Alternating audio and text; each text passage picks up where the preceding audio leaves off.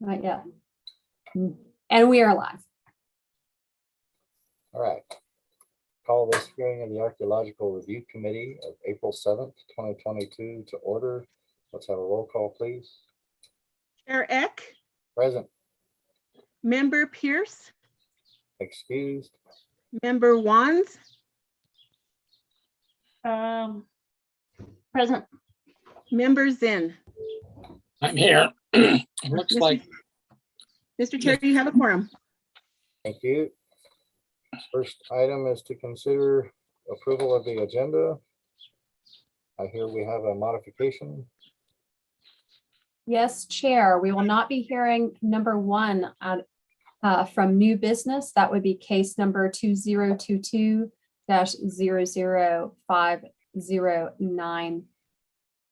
ARC. All right.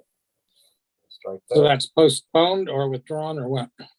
It's withdrawn. It didn't, I think originally, the assumption was that the project would meet the archaeological clearance requirement, but the footage, the length of fiber optic cable is actually lower, is my understanding. Okay, All right. If I move for approval of the agenda as modified. thank you, sir. We have a motion Second. moved and seconded. Roll call vote, please. Member Wands, Aye. Member Zinn, Yes, Chair Eck. Aye. The motion has been approved. Thank you. Next up is consideration of the minutes. We have two sets of minutes. If it's convenient for everyone, we can do them all at once. I'm me. Excellent. Carly, is there anything we need to know about the minutes before we consider? No, Chair. Thank you. Committee, number ones. The only thing I noticed was under the March 17th minutes on page 5.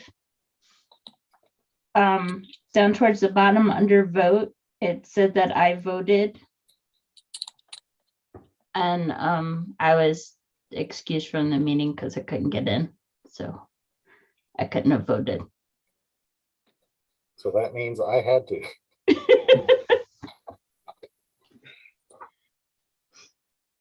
Global search and replace. Yes, I can do that. I'll check that. Thank you. If that's all. Okay, members in. I only had something, I think it was on the 17th, it was on East Alameda. And the address on East Alameda was a moving target. I reconfirmed that, and the property that I was referring to somewhere in those minutes with Elizabeth Oster and Michael, it's 1005 East Alameda is the historic property, the East Alameda compound that relates, I think it's on page 12. Yeah, I did a project 10 years ago at 1001, and then later on it shows a different address, but everywhere it refers to what I said about East Alameda should be 1005 East Alameda. Got it. Thank you. Thank you. That's all I've got, Mr. Chair. Right. Thank you. The only thing I have is on pages 10 and 11. The spelling of the name of the acequia suffers from a Islamic H at the end. Muralla en español. No H. Okay, I will change that. Thank you. That's all. We can have a motion. Move for approval of minutes as corrected. I second. Moved and seconded. Roll call vote, please. Member Zinn, Yes, Member Wands, Aye. Chair Eck. Aye. The motion has been approved. Thank you.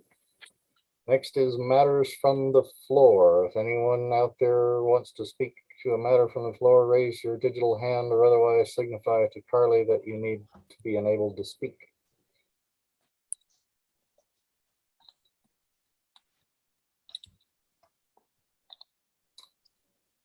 Seeing and hearing none, we can move on to consideration of old business, which is case number 2022-4930. Amos Mountain Research Center, agent for Frank Schneider, requests approval of an archaeological survey report for the property at 1023 East Alameda Street in the historic downtown Archaeological Review District.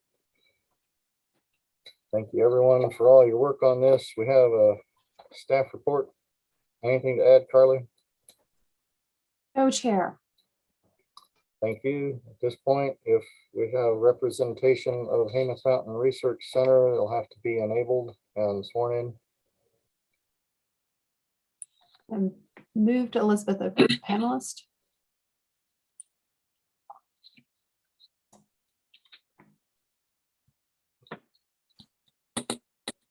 Can you hear us? Yes. We can see all of you, but we can't see us. Just as well. Okay, start my video. This is sort of a weird little Zoom interface. It seems like it wants more steps. There you go. There you are. Excuse me.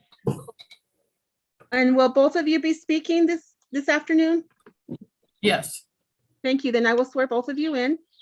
Do you swear under the penalty of perjury that the testimonies you're about to give are the truth, the whole truth, and nothing but the truth? yes. Yes. Thank you. And when each of you speak, please state your name and address for the record. Okay. Elizabeth Oster, 2086 Placita de Vida, Santa Fe, New Mexico, 87505. Mike Elliott, same address. Thank you. Get that out of the way. It's yours. You have the floor. Tell us anything you think we need to know.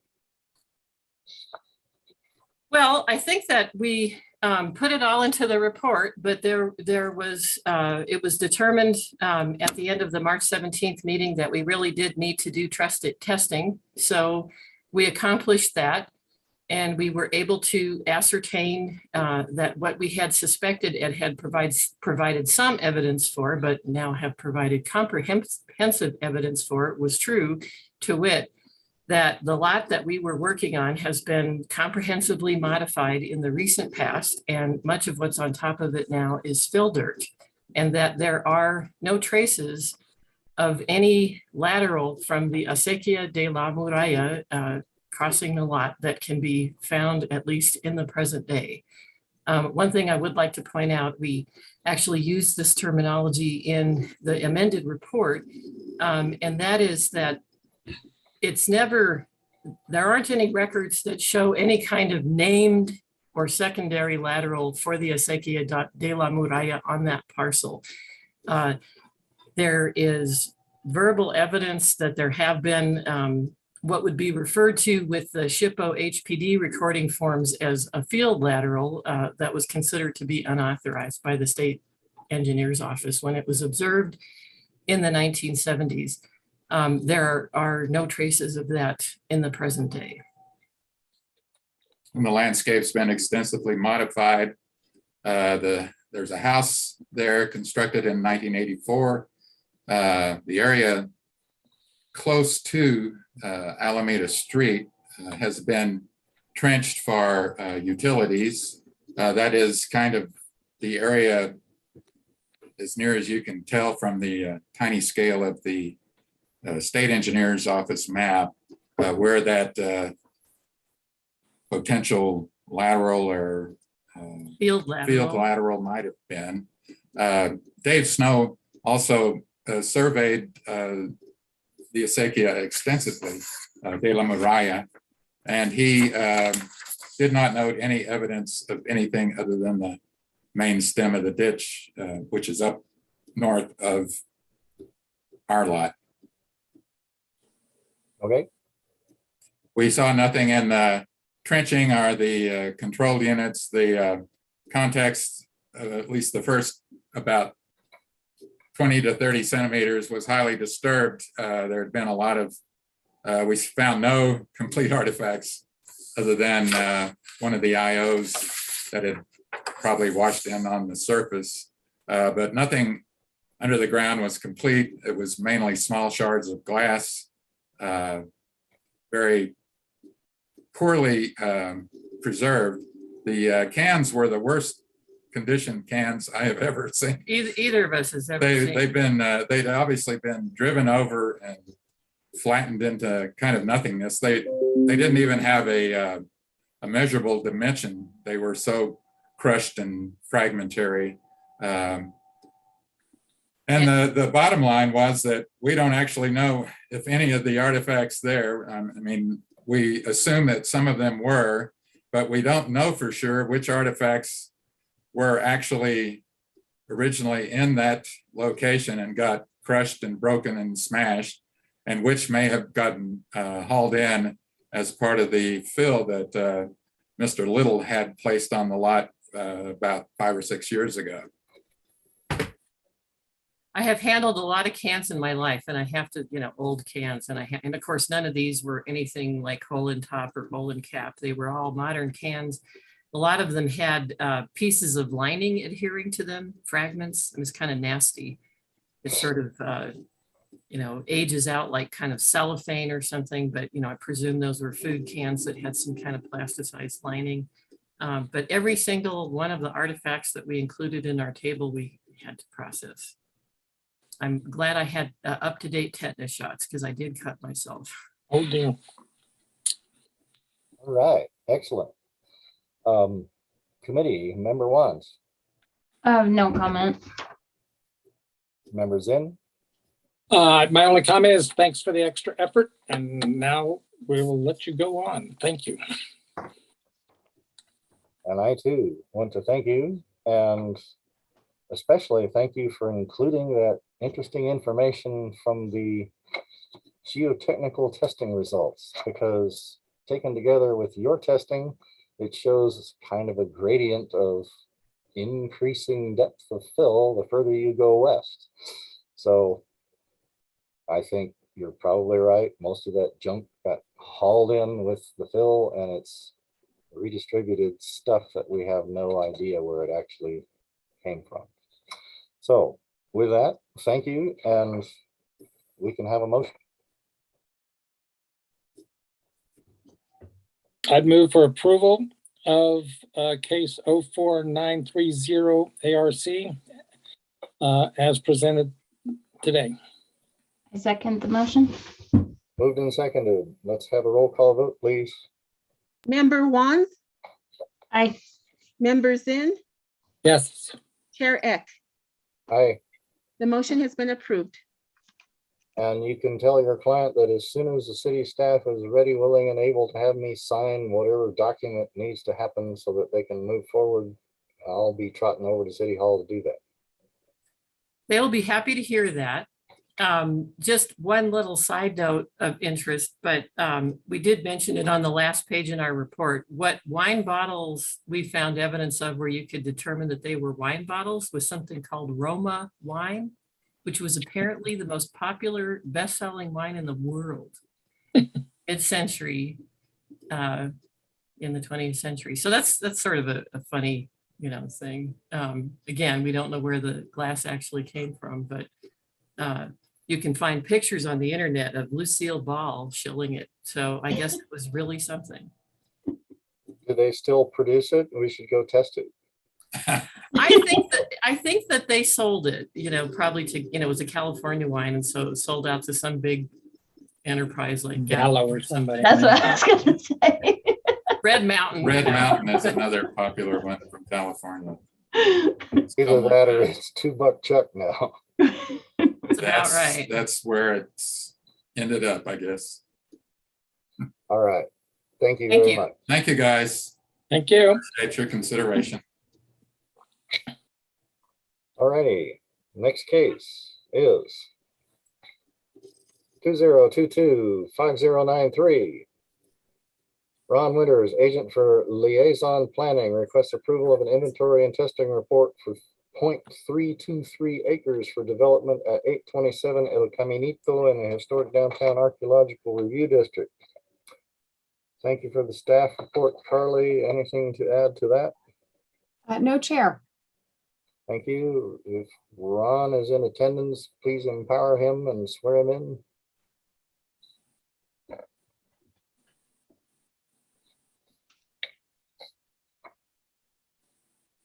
Just a second here. Being moved over.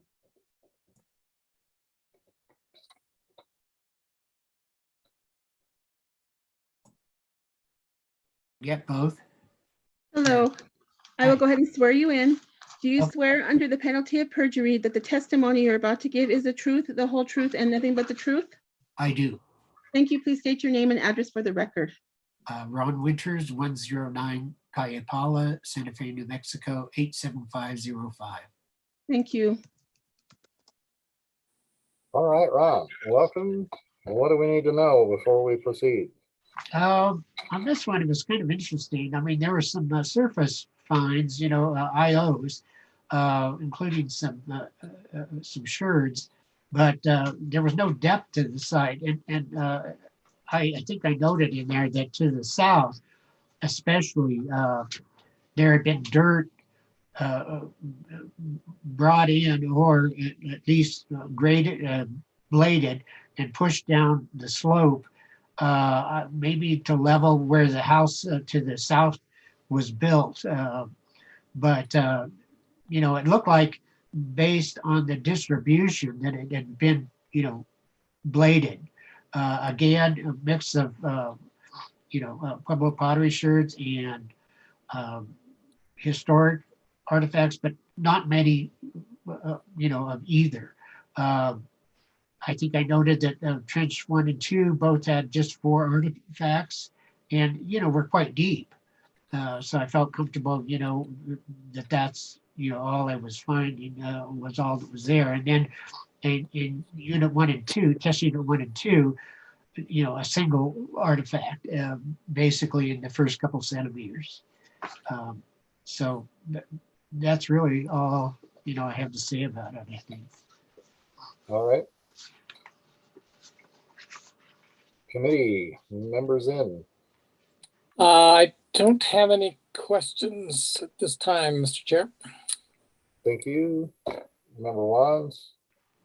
Had a couple of comments on your NIAF, under your description of your undertaking. Just you said it's archaeologists, but you only show yourself as the only archaeologist on the project. So, Okay. and then I know we've discussed this before during other testing projects. When you're testing and digging hand excavation, you're supposed to take it to sterile substrate, not just dig 2 or 3 levels.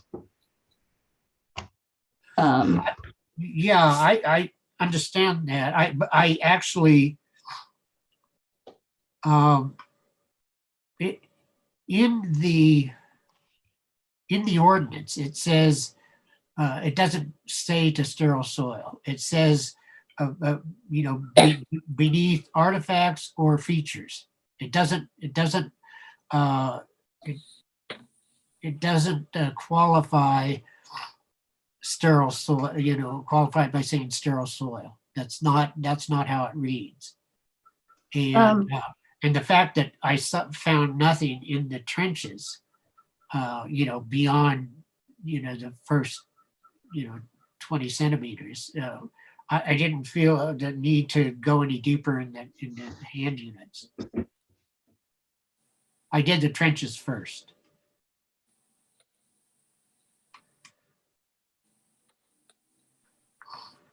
Okay. Anything else, Courtney? I also noticed that when I'm looking at your IOs and everything, they all seem to date from 1870 to about 1920, based on your dating. So I was curious where you got the date range up to 1963, because also it seemed like with all those artifacts tying into a certain age range, you could probably have discussed, they all seem to have actually come maybe from a certain occupation. And maybe you could have like looked into that as kind of assessing what you had. I realize I might have made a mistake with that, Courtney, because in the third case we're going to hear, I was able to tie that to 1963, and I think actually you're right in that it should be an earlier date based on the historic artifacts that were found there. The dates on the pottery sherds was in conjunction working with Dean Wilson. Right. Yeah. But So- no, I think you're right about that 63 date. That it's later than it should be, and I think I confused that with the third report, which actually had a 1963 date, and I couldn't remember at the time I submitted, but I think you're right about that. I can modify that date. Right, and maybe kind of discuss, because it seems like you had some specific things going on the properties at that time. Like that's about when you get your first buildings there and everything. Or you seem to, if I recall correctly, when you were discussing the history of the area, Right. it seemed like you had some actual building and settling during that time. So Tie it to 831, you're saying? I would, right? You Yeah. said that was originally the same plot. It was, Yeah, it was later. part of it wasn't built upon, but it was part of the property. Yes. Yeah, so you can kind of tie it into an occupation of the area. Yeah. These were my comments on this. All right. The only thing I wanted to ask about is on your page 28, packet page 36, the archival research.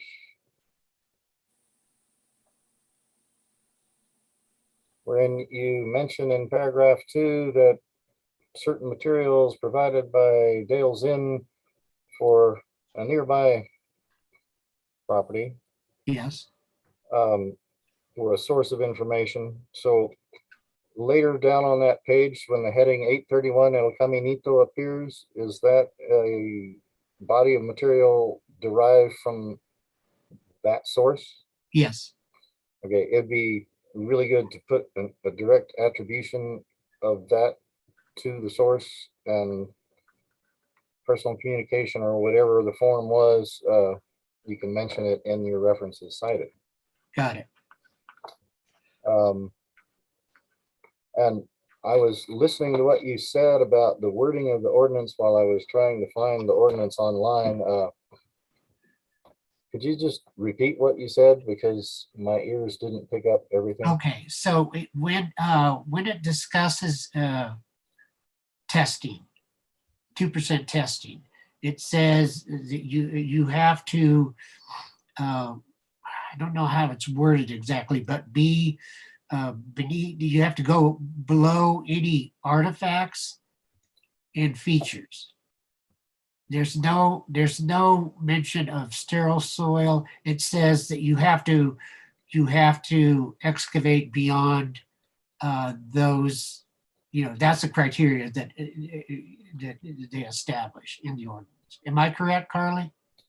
Well, here, I'll read the section I think you're referring to. So procedures in the historic downtown district. Yes. Section A3, test excavations encompassing a minimum of 2% of the total lot area. At least 18 square feet shall be dug by hand, after which further excavations may be made by mechanical equipment. Excavations shall proceed to a depth where no archaeological features or artifacts are encountered. or until the maximum depth to which excavations can be safely made. Right. That's what I was saying. Right, A so, fine distinction, but the absence of features and artifacts equals sterile. Well, So it's the same but concept. but I went 2 sterile levels in the hand units, and I went much deeper than that in the test trenches. Yes, and thank goodness for the test trenches, because they are deep enough to demonstrate that it appears that natural sterile substrate is present. And so when you encounter that in the base of an excavation conducted later, I would agree you have reached sterile. So I think you're fine. Okay. Doing it in the other direction, the holes would have to be deeper to demonstrate that they were sterile. No, and I understand what Courtney's point was. I mean, I'm not disputing that. I just, I knew from the trenches, or I felt comfortable, from the trenches, that I was, safe to end it, at that level. Cool. I think we have all of our commentary. We can move to a motion.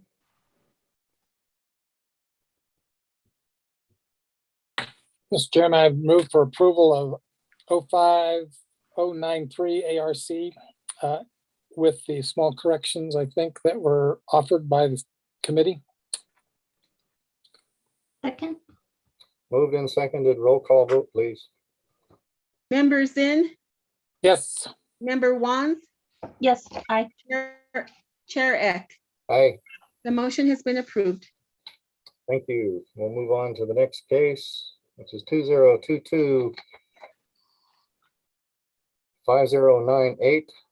Ron Winters, agent for design ingenuity, requests approval of a survey and inventory report for 2.11 acres for development at Kate's Way in the Rivers and Trails Archaeological Review District. You have your staff report. Carly, anything to add? So Chair, Thank you. Ron, you're still here. You're still sworn in. What do we need to know? I was a little surprised with this, given, the site that I did test excavations on to the south. I mean, there is some distance between the two, but I found no evidence, of that site, on this property. Yeah, Yep. that's it, All right. And I looked, I mean, I looked hard because I knew what was, to the south of it. Yep. Well, you dug holes all over the place and it ain't there. So, Yeah. okay. Member Wands, I have no comment. Member Zinn. I just want to appreciate the extra effort, and I have no further comment. All right. Just a couple of things. Uh-huh. One on page 19, where you directly mentioned the absence of evidence for that site. Please insert a reference to your own report that established what the site was and all of that. Right, okay. Then on page 24.5, I think it's just a stray, and it may be a city copying error, or it may be a collating error for you at home. There's a figure 20 offered out of sequence, and it applies to the previous case. So if it's actually in your document, kill it. If it's not, no sweat. It's a copying error. Okay. So it's a figure 20 and it refers to the 827 El Caminito? Yes. Oh, I know what it was, because Carly asked if I could darken the lines so Dale could see them better. No, sorry, Dale. She didn't actually say that. We wear glasses. That's right. Well, They're very thick. See how thick they are? You're talking to somebody who's nearsighted. It's distance I can't see. But anyway, no, I think that's probably how it got, the stray page got in there, because I did just send an individual page with those lines darkened on this one and the next case. Okay. So then the last thing I have is a question based on your page 32 and the references cited. I didn't see in this report a reference to horseshoes, so I'm wondering why Rachel Cohen, 1996, is included in the references cited. Okay. Dressage today sounds like a good read. Yeah, no, I think I remember reading that reference. It is a good read. because, yeah, I remember because Jake certainly commented on that. Yeah. Right. I'll Okay, get that's get all. that out of there. Just a little minor edits. Okay. So motion, Mr. Chair, I'd move for approval of 5096 ARC as with corrections as offered by the committee. I second. moved and seconded, roll call vote, please. Member Wands, Aye. Member Zinn, Yes. Chair Eck. Aye. The motion has been approved. Thank you. We will move on to case number 5096. Ron Winters, agent for Liaison Planning, requests approval of a survey and testing report for 2.88 acres for development on 1617 and 1625 Paseo de Peralta in the historic downtown Archaeological Review District. We got the staff report. Carly, anything to add? No, Chair. Thank you. I just want to note, since most people probably don't have the staff report in front of them, other than the committee members, that it points out that a certain percentage was excavated, and it is a different number than what the ordinance calls for. So with that observation, we'll move on to letting Ron hold the floor and tell us all about it. Well, I don't know where to start. No, I'll start with the fact that I'm aware of that. Carly brought it to my attention, and I felt like I had a compelling reason not to deduct the built environment from the total square footage of testing to be conducted. And I wanted to make a point or points. I want to read a few addresses. 220 Otero, 314 North Guadalupe, 401 Old Taos Highway, 110 Delgado, 320 Galisteo, and 206 Mackenzie.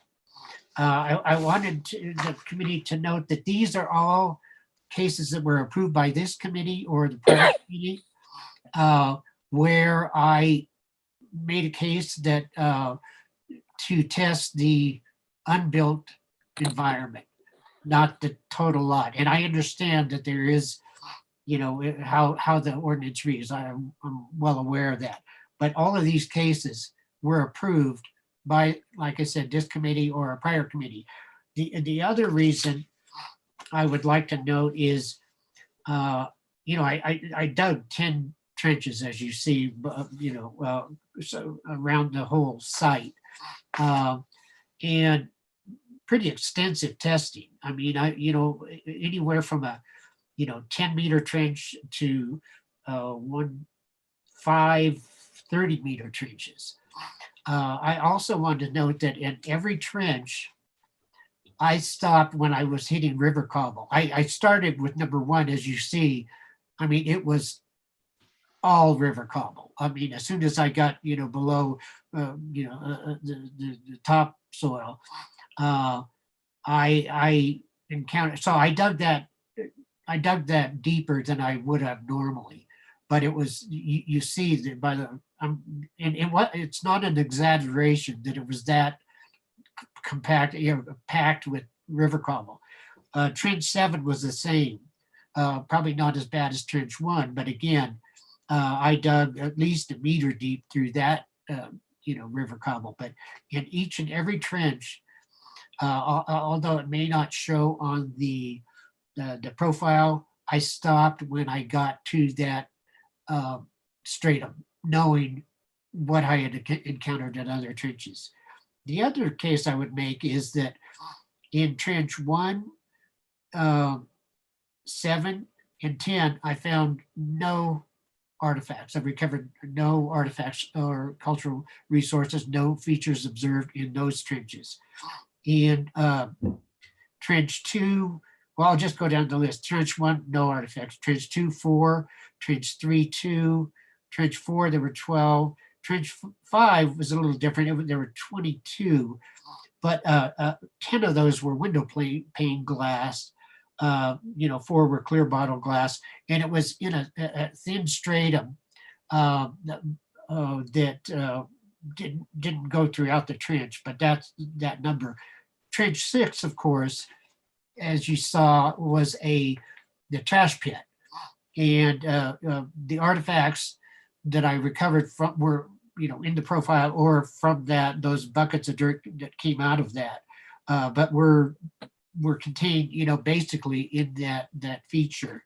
There were 105 artifacts there, and this, Courtney, is where that 1963 date comes in, because I found a Coke bottle that I could date to that era. So that's why Right. the mistake. Trench 7, no. Trench 8, 1 artifact. Trench 9, 4 artifacts. Trench 10, no artifacts. So that's, I certainly am aware of the ordinance, but I also know in other cases where it's been allowed and cases approved, testing the unbuilt environment. So basically that's all I have to say. And one last thing is, I didn't feel like when Carly brought it to my attention, I didn't feel like more trenches would have given us additional information based on the lack of information that I found in the testing that I did. Save for that one right in front of the entrance to the building, that trash pit. That's all I have to say. Okay. Thank you for mentioning the previous cases. I have no recollection of any of those cases. If we discussed the percentage of testing and arrived at a means of approval, okay, we had some evidence or a premise upon which to do so. If we didn't discuss it, I would suggest we may not have been aware of it. And if so, we just flat screwed up because we should have discussed it. So David, the most recent one was 220 Otero, and that was just last fall. And we discussed that it was less than 2%. Yeah, because the structure on there that was had a historic cultural property because of the association with the Manhattan Project, the offices, the contractor who worked on the Manhattan Project and built a lot of the buildings up in Los Alamos. Nope, But, McKee building. a key building, thank you. Right. So then there was a reason for it, right? Yeah, Not to impact a historic structure. yeah. I mean, I assumed that that's why you allowed it. It's the same reason with this, being a John Gummy building. I mean, I don't do it arbitrarily, and I have, I did the Manderfield School, same thing up there. That was before your time on the committee, but no. And when I have the ability to test every 2%, usually it's over 2% that I do. I always do that. I always do. I'm asking in this case because there has been a precedent set, and because, well, three things: a precedent set, the historic nature of the building, and the fact that my findings in what I did test. So those would be my, compelling reasons for asking you to accept this, the way I proceeded. All right, just out of curiosity, if you had computed 2% of the entire lot, how much more would that have been? Oh God, they said there'd be no math. I'd have to. I mean, I did the calculations. I could probably find them, David, but I don't have them at hand right now. But right. I mean, yeah, Not a problem. You don't have to do math on the fly. Okay. It, 2% would have been 2,509 square feet. And I did a total of, was it 18? 1,821 square Yeah. feet. Okay. So additional 700-ish square feet, which would be another one of these average size trenches, or maybe two. Well, a 20-meter trench is 65 times 2 would be 131 for a 20-meter trench, 2 feet wide. So it'd be more than a few more trenches. Yes. So Considerably. just looking at the map, I kind of agree. You're running out of places to put trenches. That would be my concern, Mr. Chair, is where's the potential? If you look at the previous subdivision, the houses that are back there, I mean, I think you're talking about looking around the edges, noodling around, trying to find there may be something different, but that school has been there and it's been disturbed so much that I don't see any places where trenches would do you any good. Yeah, that's If sort of where I'm going with practicality as a consideration. Well, can we put this aside for the moment and go on to any other commentary folks have? So, Member Zinn, are you ready, willing, and able to begin? I am. I guess I'm, most surprised by, the one trench that found the trash pit, and that was the most productive one. But other than that, I have no comment. Okay, Member Watts. Okay. So on page 7 in your introduction, 14 of the packet, you say that it has potential to yield additional information, and then say it's not eligible. I think that's kind of been discussed before about how things that have potential to yield additional information usually don't equal up to not eligible. Well, I think I would argue that there's things you could learn about, probably more things you could learn about it, but that it doesn't really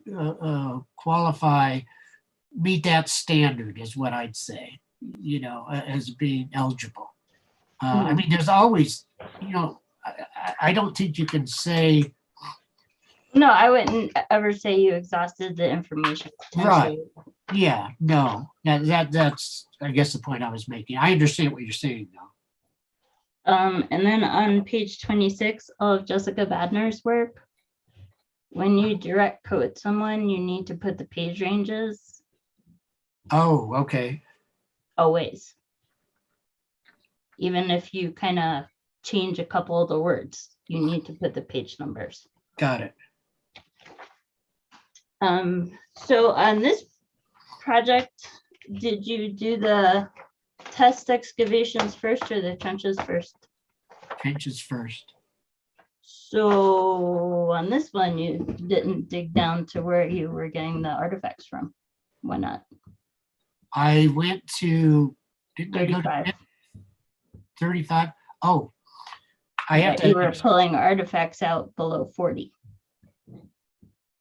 And In, in the trenches. in all the trenches, did I say that? Because, Actually, that's the other thing I was gonna bring up. You say you have a feature in trench 6, you have no discussion of where it is in the trench. Its depth below surface, its dimensions, what walls it's in. I There's thought I no just, discussion. are you talking about the site form? Because it's depicted, in in the profile, yeah. I mean, there's certainly, So normally when you have a feature, you provide a description, not just a drawing and a profile, because Okay. that profile is just one wall. Is it in both walls? yeah, okay, so a better description of the feature. And then in the site form, when you discuss it, you actually say it's a stratum, not a feature, that those artifacts came from. Well, there's a stratum, there was a slight or a thin stratum that led to that pit, if you see in the profile, and then the pit that dipped down into the profile of the trench. Right, do you see my point here? Don't call it a stratum, call it Feature. No, you're not providing a description. Just putting something in a profile does not provide a description of what you encountered. okay. A written description, I got it. And then, like I said, if you look at your trenches where you're pulling artifacts from, you didn't excavate those hand units down to where you're pulling artifacts from. So your argument from just earlier, I have to It's worked out. explain, I want to explain that. And this was an unfortunate event because the backhoe operator that was used on that project was not mine, who I normally use. It was I don't know how he was, a contractor who has a relationship with the client, provided the backhoe operator. His foreman took off on vacation for 3 weeks when the project started.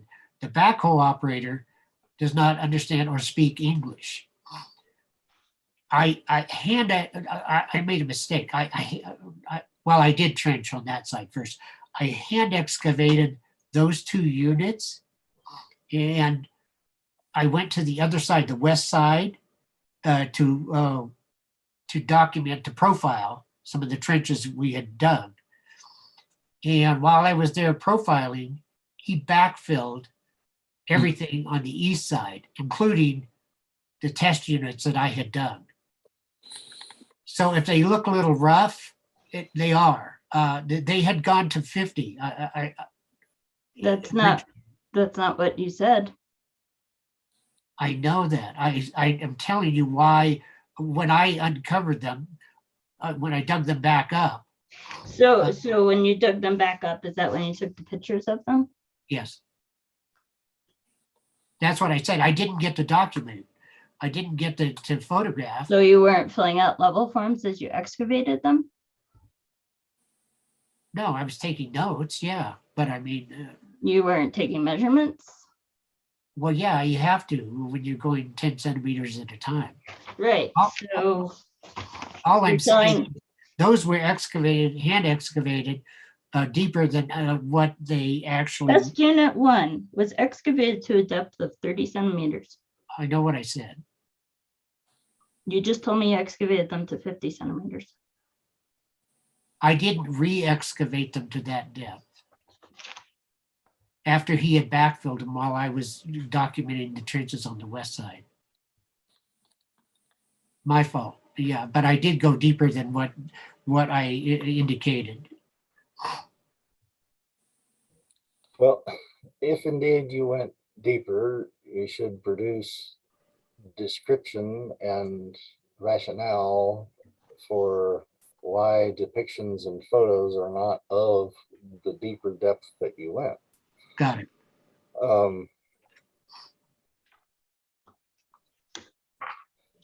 That's a conundrum. Do you have further commentary, number one? Your artifact counts are off on your LA form. You only counted the artifacts that you got in the pit. And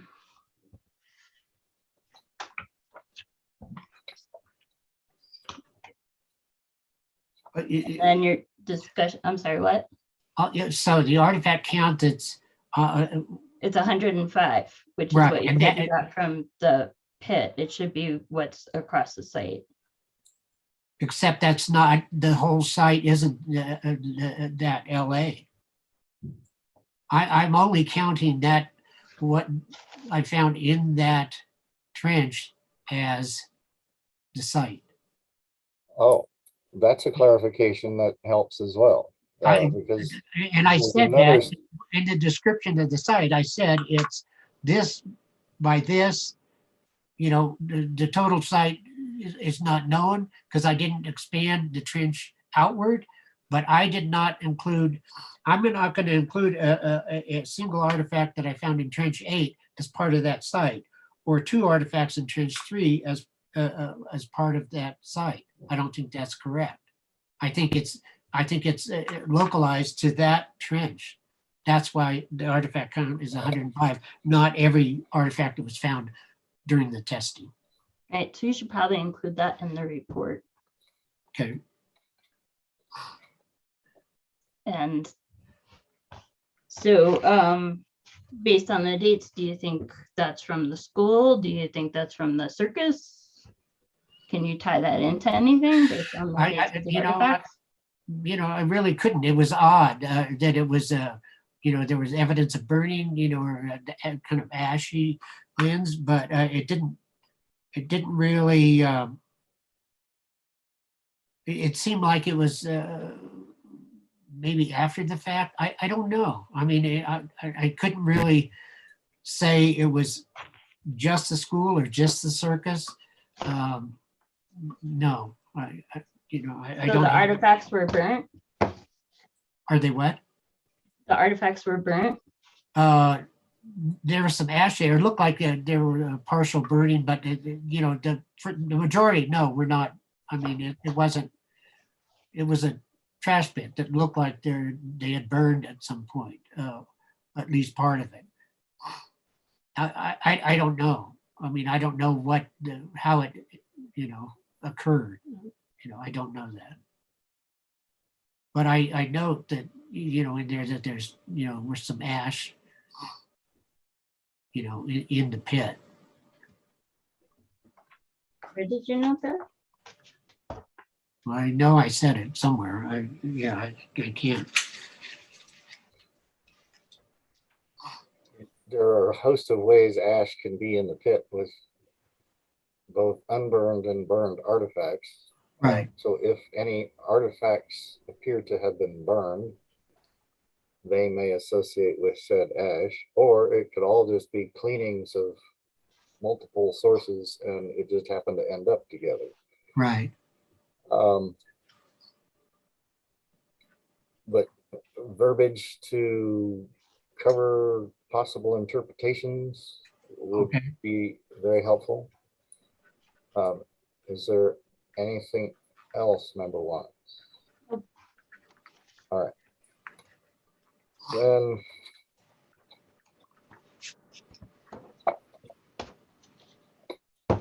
I want to ask, in the west wall profile of trench 3 presented on your page 79, packet page 86, the drawing indicates a rather steep drop off of stratum D and a much deeper continuation of stratum C. I'm wondering what that is and how it relates to knowledge of potential natural features that are out there and or any other observations you might have been able to make. Well, I think it's interesting across the site. It seemed like the the soil, you know, is undulating surface. I mean, because if you look in trench 7, look at how the, you know, the cobble, the river cobble appears, and you know, and where it appears and how it. You look at that surface there. That's a good example. You know, trench 1, of course, was just uniformly river cobble. You know, throughout.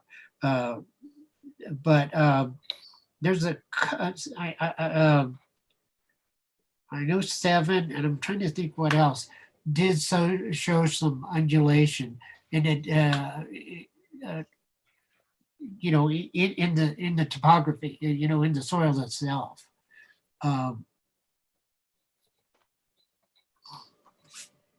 Okay, I'm looking to see where I thought I read something that might relate. So bear with me for a second.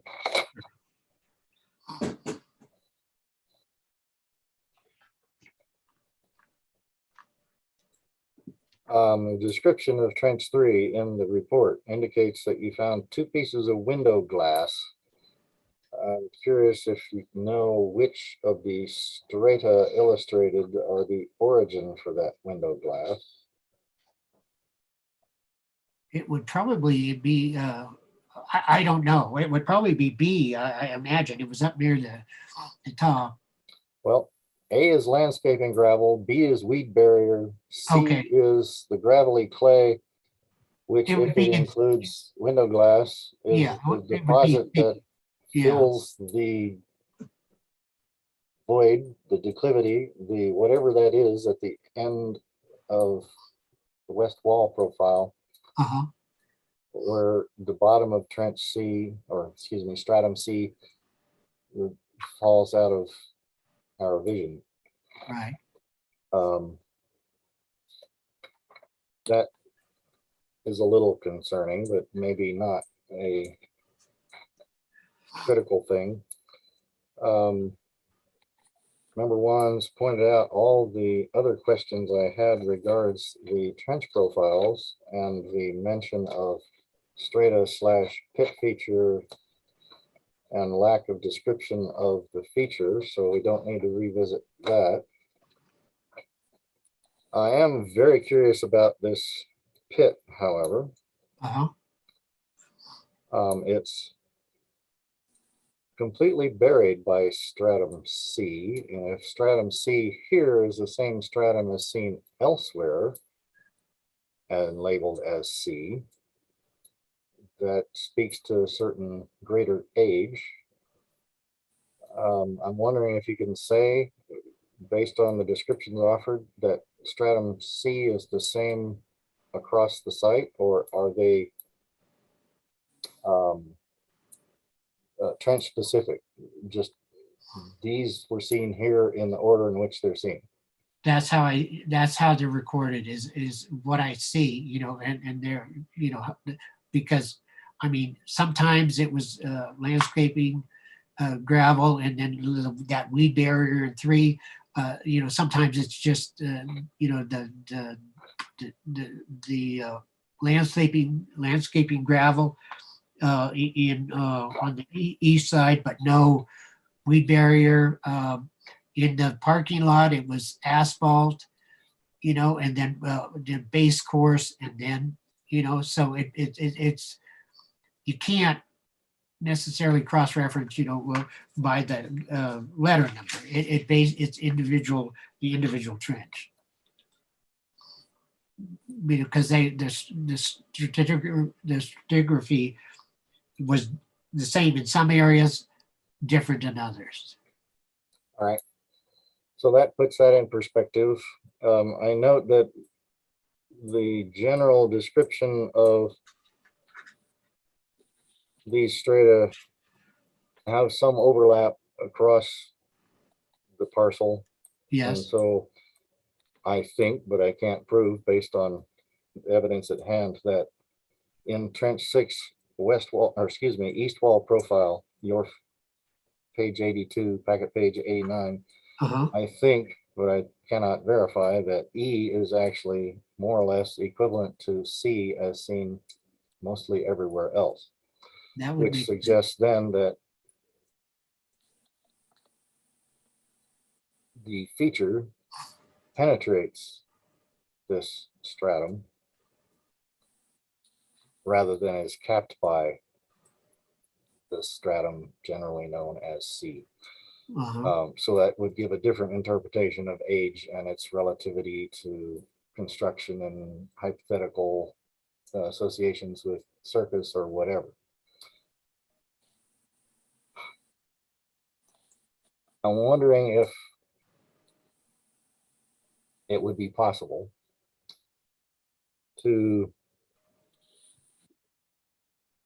go back out there and immediately adjacent to the east wall of Trench 6, place a 1 by 2 meter excavation unit and go to whatever depth is necessary to get below the feature and try to get a direct experiential character of this feature, rather than seeing a profile and observing artifacts falling out of the profile or in the back dirt. Actually get a feel for the sediments directly hands-on. I realize that's going to result in a rather large assemblage of broken glass in all likelihood, but it could also result in some diagnostic material that might help you address that question of whether it's associated with something else or the circus. I think it would be worthwhile. I think it would be a valid exploration of that additional data potential that you allude to. And I think I at least would start to feel pretty comfortable with the level of effort, the arguments made about what's practical, possible in terms of addressing testing across the entire site, and would also be a case in which hand excavation placed in a location that evidence suggests is fruitful after excavation of trenches would be a good deal. So just throwing it out there, I think that's a good additional level of effort. I think it's a good additional attempt at demonstrating feature character. It will give you additional information about its dimensions, and it'll darn sure give us a bigger assemblage. well, that's if in fact the pit extends much beyond the trench itself. I mean, there's a line of trees there that run next to it, but how far afield are you talking? East of that? I mean, Well, if it does not appear in the west profile of Trench 6, only in the east profile of Trench 6, I would literally put the edge of my 1 by 2 on the trench edge and effectively expand your trench excavation eastward in a 1 by 2 whose center is centered on the feature.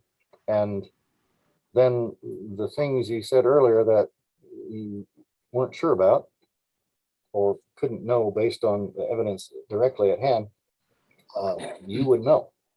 Well, in all likelihood, you could make a definitive statement about this feature's shape, additional interpretations of its possible formation function, if there is one. And you can darn sure tell us all about the assemblage and whether it relates to the hypotheticals that how would you know that? I mean, we don't know. You may do the effort and it's just more of the same, but and that's my point, is to what point? so we would know. And to expand the excavation very slightly in the direction of the total that would have been expected under the normal reading of the ordinance. All archaeological work is like standing at the crap table and betting on the come, because you never know. But if you make the effort, you can say, I did this, I learned that, I didn't learn anything else, and it's a definitive statement. It's useful in terms of the information gained. It's useful in terms of the observations that you can make that you can't make right now. And as I said, it would potentially address those things that you earlier said you couldn't address because you either didn't know or didn't see evidence. I don't understand how you could tie it to the circus or to the school necessarily, you know, based on what the artifacts I did find.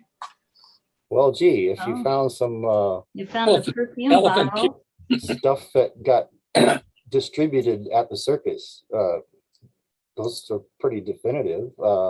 Circus toys, Dates, What? dates, more dateable material.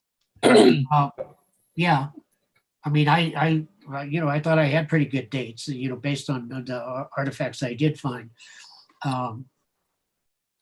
But yeah, I don't know. I mean, I'm just questioning what type of artifacts that you might find that would be definitive, you know, with the circus or with the school, that I didn't encounter. I mean, I encountered a fair, you know, wide range of artifacts, you know, out of that pit, you know, as a feature. well, No, that you can always know more. I mean, I'm not questioning that. Well, on your discussion, most of your artifacts are dating to the earlier time period. You have about 2 artifacts, one that you said dated to the 1970s, one that you had in the 1960s. But a lot, based on what I'm looking at from your stuff, you've got some that date from 1930 to 1950, 1916 to 1929, 1890 to 1920. And That all suggests some earlier dates. you have to understand too, some of that are age ranges. You know, it doesn't Yes, I necessarily, do understand that. yeah, you know, but so citing that as, you know, it has to be earlier, it isn't necessarily the case. It can be, it's just when this glass was produced, or when, you know, it's a relative date. You know, certainly Right. things that are, you could date, you know, much tighter than that, but a lot of it is, you know, relative. I mean, the Coke bottle, I could identify because of the markings on it. It was a complete bottle, and I could identify, you know, its date because of that. If I may, Mr. Chair, I think that 2 things are going on here. One is we're asked to set, and Ron would say it's not a precedent, but I think that we have to go carefully when it's not 2%. And this, it helps us in the future to, and we just had a case where we made them go back and trench because it wasn't 2%. That I find with the argument that there's not many places to discover new stuff, but at the same time, the chair and as Juan's has talked about, there's a possibility of adjacent to this one trip. So there seems to be some information that possibly can be gained. And since we're below 2%, this might just be an opportunity for the committee to be able to bring others to the table with the same issue later on. We're not setting a precedent that under 2% is just fine and dandy. So, I mean, I am fine if you're willing to go out there and do this one additional trench, and whatever artifacts you find, if it's elephant poop or whatever, you'll at least have said there's a little bit more information. And I kind of agree. I'm mostly concerned about the precedent setting of when we have the ability to maybe get some more information, and it's under 2%, we probably should at least try to get it. We're not talking about that much square footage to get up to 2,000, but we're talking about one trench. I Oh, mean, I one. don't have pit. I don't have a problem with that. All right, well, I think Okay. that's, we ought to go. Then the suggestion is that you do dig 1x2 to below the depth of the observed feature to verify that that's as big as it is and Right. its shape. And I think We're I'll be done. happy. And reading back through the discussion of the circuses, Baseball field. if you don't find some horseshoes in there so you can use that reference to the dressage, I'll be flabbergasted because they I'll had go throw some in that. 200 horses in this circus, the Robbins. I Run. try, you know, I find them where they are, you know, I mean, Didn't but, find any yo-yos. And No, yeah. 500 horses in the AG Barn circus. yeah, That'd be Um, what? The ad you show involves the Capital Pharmacy. And it was very, very common for sponsors to hand out little tokens that bragged about their sponsorship. yeah, Sometimes they're like little wooden nickels. Sometimes they're actually little metal gizmos. They actually have sometimes a date on them. That's the kind of thing I would hope for. No guarantee that we find it. It might be 4,000 pieces of broken glass, in which case you can say ho hum. And we've learned something. There is no evidence that we can offer that there was a circus here. On the So other Dave- hand, you may find the clown's nose and Third base. Lion Tabor's whip. so David, you want the 2 meter to go to the east and not to the, Well, not north, we, south? Well, We the don't- evidence says that the feature exists in the east profile. So that's Yeah. the only logical place to put the 1x2. No, no, Put a I'm long saying dimension parallel to the trench so that you're the straddling long the dimen- feature. So 2 meters east, north, south. 2 meters north-south, Yeah. and 1 immediately meter. abutting the east wall of the trench. Got it. No, And then I if you understand. dig that and profile the crap out of it and give us photographs, we're gonna have a He's much so better happy. idea. got it. Okay, I understand. So, Mr. Chairman, are you suggesting we postpone to a date certain so that we have that information? or withdraw. I Or think that's the withdraw. easiest, depending on Ron's schedule. It's his choice. I'd rather just postpone it to the next meeting. Okay, I so move. I second. moved and seconded. Roll call vote, please. Member Wan, Aye. Member Zinn, Yes. Chair Eck. Aye. That The is motion has been postponed approved. till the May meeting. Thank Thank you, you. Ron. Thank you, Thank you everyone. so much, Ron. Okay, Thanks. appreciate it. We now have an administrative matter and communications. And it's presented to us as a numbered case because I think that's the way the system works these days. It's 2022-5104. James Lindbergh, historian with National Park Service, requests review of qualifications to determine the sufficiency of demonstrated equivalent training and or professional experience per 14-2.7 pren E closed pren 4 closed pren for historians as ARC members. We have a staff report.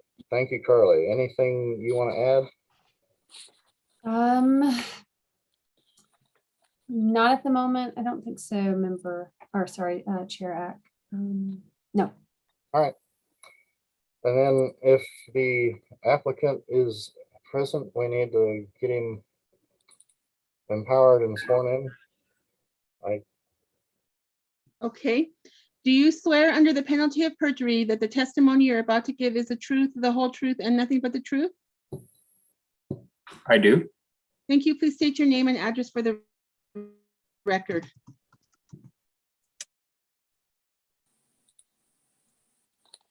Hello? His hand is up. I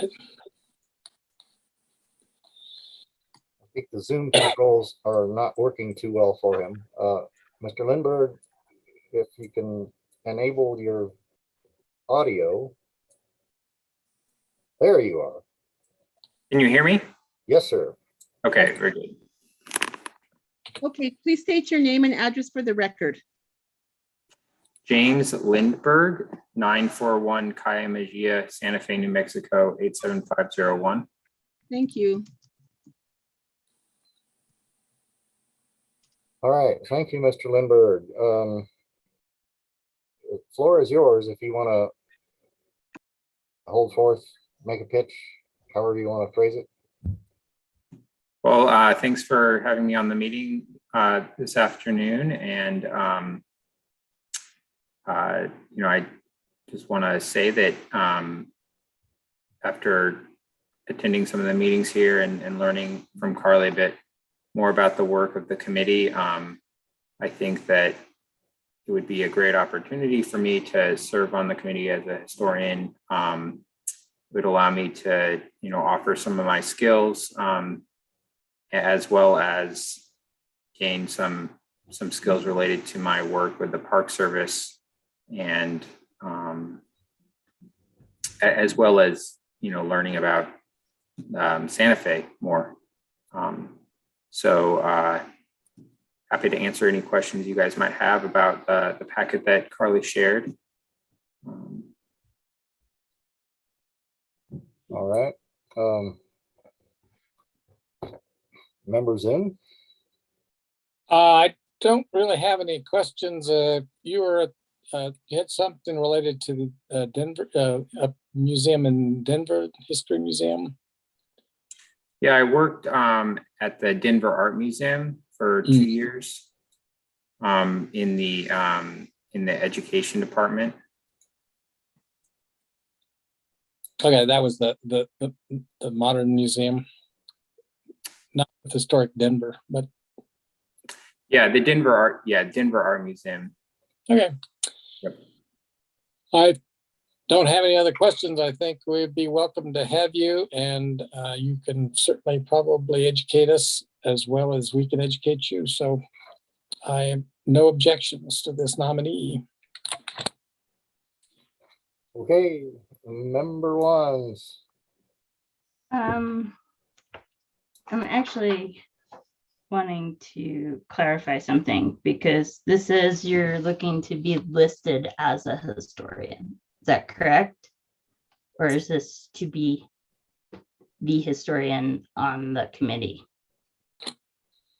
In my understanding, it's to be the historian on the committee, but I gather that in order to do that, I need to be listed. I'd like to, Member Wands, provide a little clarification. So with the way the code reads is that the requirements for listing are, while you may not be going for listing to serve on the committee, you have to meet the same requirements or have the ARC approve significant experience, equivalent experience, rather. That's the way it's stated. So I have some questions, because normally when we get people's CVs, we need time ranges, like actual this many months in this position. So how long have you been with the Park Service? A year and a half. Okay. How many months was your time with the Aspen Historical Society? 4 months.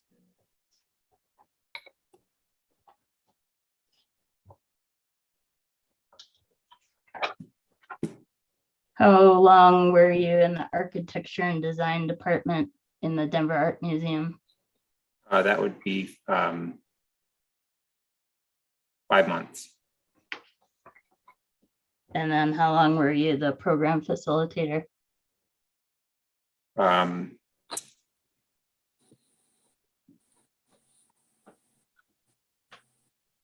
18 months.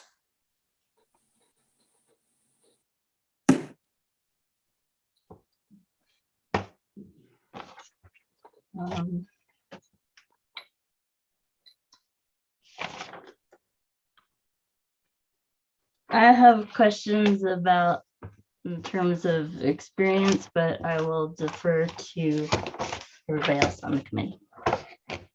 Well, we can always come back to you if you want to follow up.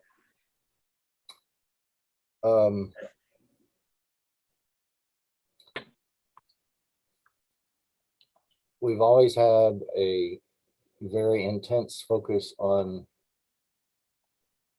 the city of Santa Fe and its immediate environs for the knowledge of history.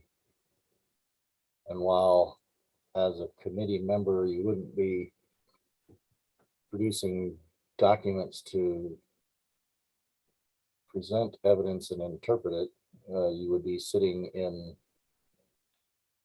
review and judgment of evidence presented. So I'm wondering if someone came to the committee and said they had found evidence of where De Vargas is buried. Sorry about that, but it's the heart of the matter. What do you think would constitute decent evidence?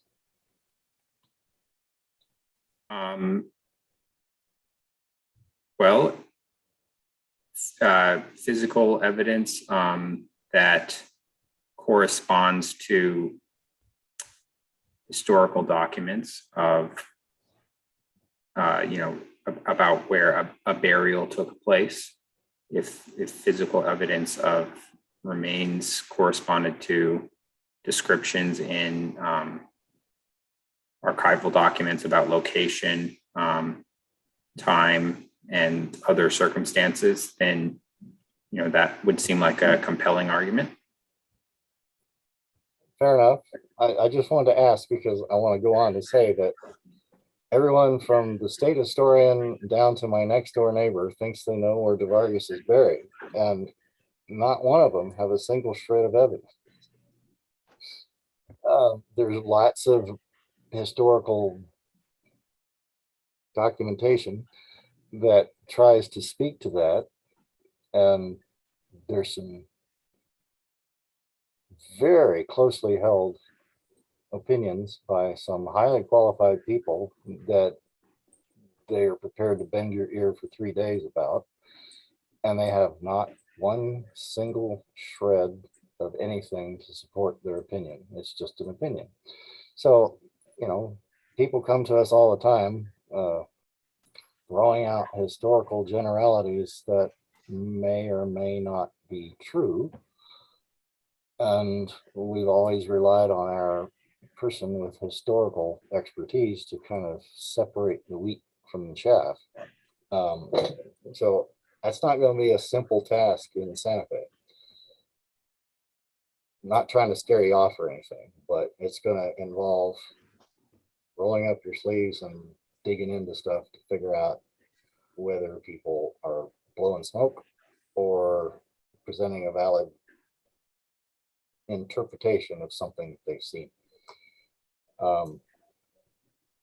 Again, not to scare you off or anything, but 1 week before the meeting, well, actually about 6 days before the meeting is when we get the packet. And for me personally, sometimes that involves taking a day off work to get through the packet in a manner that I believe is fair and above board. Or it involves late nights. This old man doesn't stay up very well anymore, so I have to take time off to make it work. But if you can burn the midnight oil and not take time off, great. I just want to be clear that it's a deep commitment. And I hope you were listening to this whole meeting and sort of absorbed kind of its general flavor, character, and the nature of our concerns and why we are asking probing questions and why we're so stubborn in certain areas. So, do you feel like that's your cup of tea? Yeah, I definitely think that this kind of work is related to both what I've done in the past and what I want to continue to do. I appreciate your clarity about the commitment and the seriousness of the work, as well as the detailed oriented nature of it. I think that would be after attending this meeting as well as one of the previous ones, I think it'd probably be best for me to depending on any other questions you guys might have, for me to make sure that it's something I can commit to. But like I said, it's certainly this kind of detailed historical work is something that I value and am interested in. So good, fair enough. And whatever we decide here in a little while, we'll color that. But I want to be quiet now and ask member ones and members in if they have any additional follow-up based on what they've heard so far. I have a question for Carly, and it comes from member one's question, because we are asking to be listed, or for him to be listed as approved archaeologists and historians. Is the form of his vita of the nature that it's acceptable as if he was coming before us just for the listing as a historian? My point, Mr. Chair, is I don't want to set a precedent of having somebody who is supposedly listed and then somebody else wants to come later and be listed and say, you guys, bait and switched, the criteria just for this member. So I want to make sure that, number one, if that particular listing is indeed necessary, and if it is, then it has to be equal to anybody else that would be coming from us, and in a form that's acceptable. Yes, sir. Good point. In his current role, working with the National Park Service, there is no reason on earth that Mr. Lindbergh would, I would think, pursue listing on the state register of approved professionals. But if he were to try with the documents submitted, he would not be listed. He would be asked for more detail, more explanation, etc. And for archaeologists, we typically insist that they actually be listed as approved professionals with the state and hold a state permit before they could even be considered in Santa Fe, wherein we then start to apply all the sort of local requirements of specific experience in Santa Fe. To get into the downtown district, for instance, you have to actually have experience in the downtown district working for somebody else.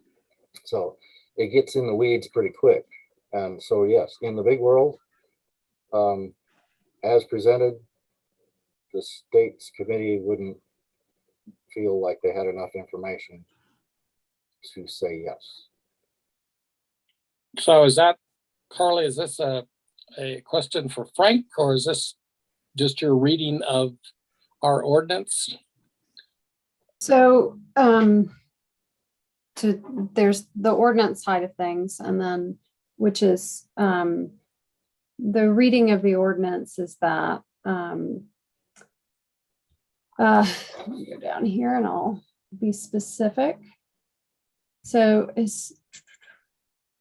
our definition of the definition of the code for historians is all historians and actual direct charge of archival research and analysis of land titles historic maps shall meet, sorry, I have a little dog here.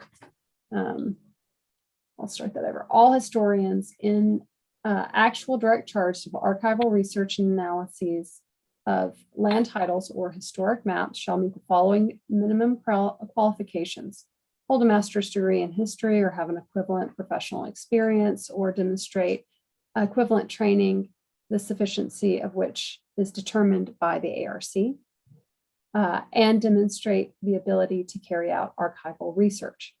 Okay, so that's the portion of the code, and that applies to the qualification for ARC members and the qualifications for archaeologists, historical archaeologists and historians. And I just read off the historians portion. There's also the waiver of qualifications, that's part of the code. But the last member that was, member Pierce may have not been the last member to be on, but the process was very similar for member Pierce. He wasn't being listed on the state list of archaeologists. So there is some nuance there, whereas Derek was actually listed on the state list. I don't, he didn't renew it, but he had been. Yes, and he had been listed in kind of the ancient system as under a permit for an organization. But yes, he was listed. Excuse me, but his application was not, when he came before the ARC, was not to be on this list for the city approved list. So why are we asking that he be on the city approved list now? James? We are similarly not, he's looking for approval specifically for ARC, but not on the to be. Okay, well, you've got it, your submittal says that's what he's doing. So if we're not, then we could probably find ways. I mean, I was a member of the CPRC as a historian. And if I went to the total founding of who should be on the CPRC as historian, it's just because the governor wanted me there. So I think I held up my own on that committee for 2 or 3 years. But I think that if we make a motion, are we looking for a motion here? What are we looking for? Well, it's presented with a case number, so I see that. I would not discourage Mr. Lindbergh, because he's already being discouraged, I'm sure. I think we can certainly accept his experience as sufficient with the mindfulness that the chair has already asked him to perform on this committee. I think we need young new faces, and we need another member. And if there's a way that if Vita can be put in order, but it doesn't sound like he really needs the Vita the way member Wands is asking for it, because we're really not listing him as a historian acceptable to the city of Santa Fe to come before us as a historian. So that's just a kind of conundrum. well, I would rather have him just accepted on the committee and appointed by the mayor, and rather than have him listed as a person who has met all the criteria, because clearly it's not quite there. So is that possible? And then maybe that's a Frank question. I don't know. it might be a Frank question, but before we pursue that, can I go back to number ones? You had any further commentary? I do not think that he meets the criteria to be listed as a historian, but if we could do what members in said, then I would be on board for that. Right. Before we go all the way to maybe trying to craft motions, I wanted to ask about some of the stuff in the writing samples. I noted that some of the citations are to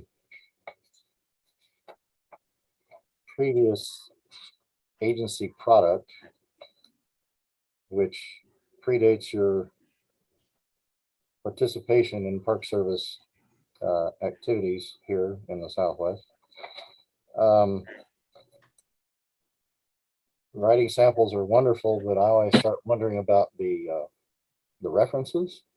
So I think I know what some of these references are, but I'm probably way wrong on some of the other ones.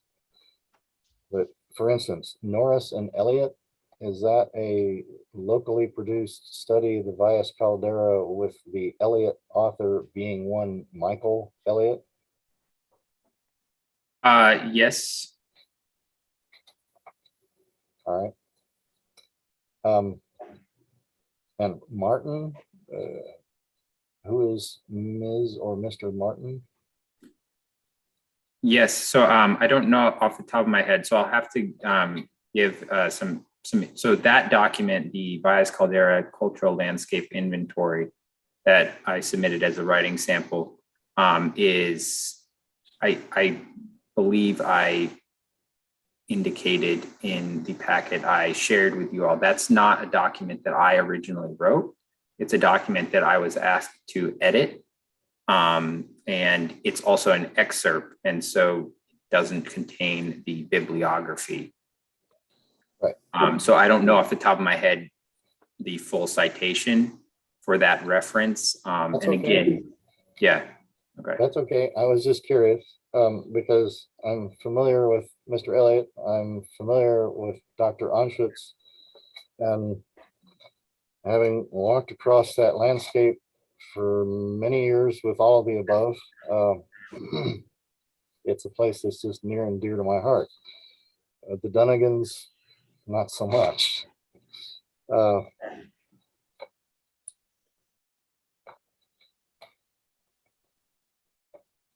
All right, I think no more questions about that.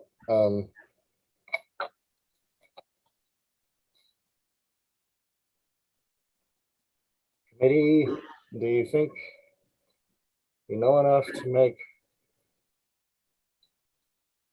specific motions, or in the spirit of sort of fleshing out the resume /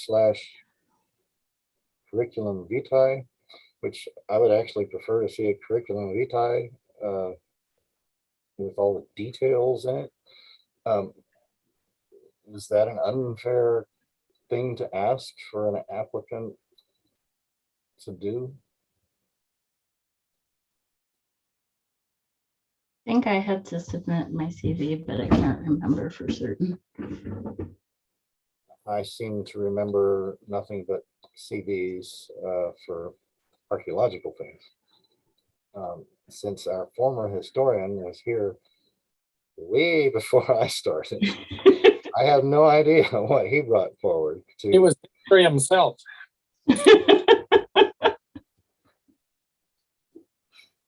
Remember, Zinn's probably the one who is the most experienced with various attempts to get on and off various committees. So his insights into how this worked for him and how it might work for us are invaluable. I'm willing to go whichever route you two feel comfortable with, but I definitely don't want to try to pitch any role of being a decider here.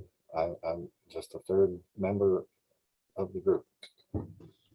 Can I ask, in terms of your archival research, because a lot of this is more historic, kind of historic context. Are you used to researching plats and everything, and deeds and of ownership? I don't have experience in that kind of archival research, but both my master's and undergrad thesis were based in archives. In the case of my undergrad thesis, it was historical maps in Switzerland. And in the case of my master's thesis, it was planning documents found in the transportation department and state archives in Colorado. But in terms of plat and land use history, I don't have direct experience with that type of archive.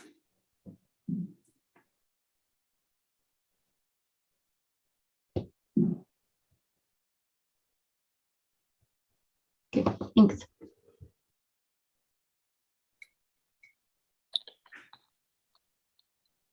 I'm just a little bit afraid of moving forward without the city attorney having given us some sage advice of how he feels. And I understand the city attorney is just going to be an opinion, and I will just be more comfortable with his opinion.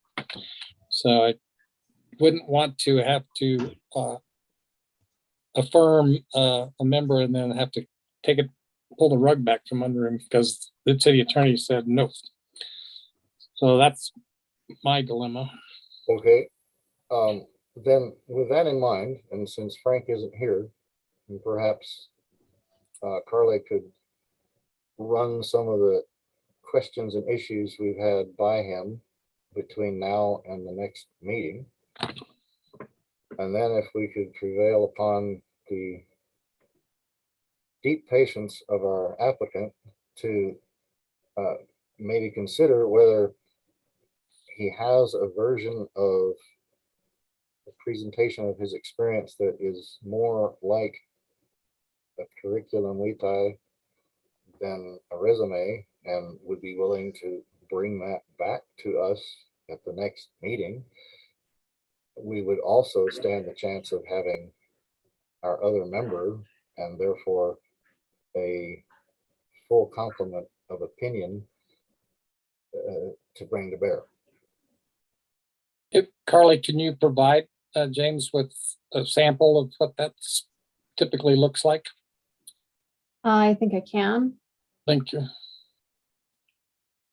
I'd move to postpone this decision until the next meeting, and hopefully we can see through the fog and get him on board. Motion Second. That- Sorry. that was- moved and seconded. A roll call vote, please. Member Zinn, Yes. member Wands, Aye. Chair Eck. Aye. The motion has been approved. Thanks, James. We'll stagger on until we can figure this out. Onward into the Thank you all. fog. On the phone. All right, thank you. Thank you so much, both for your interest and your patience. Next item on the agenda is matters from the committee. Members, do you have items to bring forward? I have none. Don't think I have any. I do not either. Therefore, we have moved on to the last item on our agenda, which is the subject of adjournment. I so moved, Mr. Chair. Second. Moved and seconded. Roll call vote, please. Member Wands, Aye. member Zinn, Aye. Chair Eck. Aye. The motion has been approved. We are adjourned. Thank you, folks. Have a good one, guys. Thank you.